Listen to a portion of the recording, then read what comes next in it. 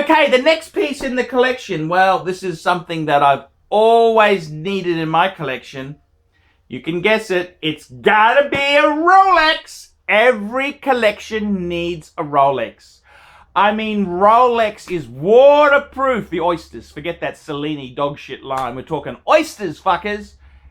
It is just so powerful a brand. Everyone needs a Rolex in their collection. You gotta have a Rolex. And this one here, it's got a bit of a story. You might say it's not the most it's an iconic model, but it's not as iconic as, say, the Submariner or the GMT. It's the Explorer 2. And you know it. I don't even need to open it. It's my Polar. My Rolex Explorer 2 Polar. This is the no-holes case. It's got the flip lock. You know the piece. This is from about 2004, was it? Or 2000, something like that. It doesn't matter. It's a no-holes case, super lume. This is a great piece. And I love my Rolex. I've always said, everybody who is a serious watch collector, you need a Rolex because they're waterproof. You could go swimming with this on. It's just such a cool piece. And I absolutely love it. Absolutely love it to death. Waterproof. It's probably the best GMT function watch. I gotta be honest with you. I mean, look, I love the GMTs. GMT's a great watch. I prefer the fixed bezel. I don't, I honestly, I prefer, I'm a bit of an anal retentive kind of fucker.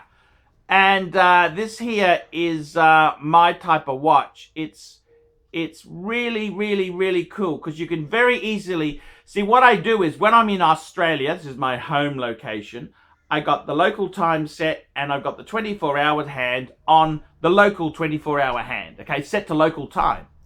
As soon as I jump on a plane or go somewhere, I just move the hour hand to change it, but I leave the 24-hour hand on Brisbane time. So it works for me. I mean, I prefer a fixed bezel. I think on the GMT, the fixed bezel is better. It's much better because otherwise it's hard to work out the time because it's so finicky. It's so finicky. I mean, when you got a 24-hour dial, they're kind of hard. Most people don't know how to read a 24-hour dial. So, it's kind of, I reckon these are the most versatile bang per buck piece you can buy. The best bang per buck sports Rolex money can buy. And they're good buying. And I got to tell you, why do I like the Explorer 2? Well, my first Rolex was a 1016 Explorer 1. So this is a natural, transition from that watch I had there, which I sold many years ago foolishly. But you understand, this is like the newer version incarnate. This is the one I would have bought if I had money at the time because I was just broke. I was 18 when I got my first Rolex. And this is better. It's got the date. It's got the 20.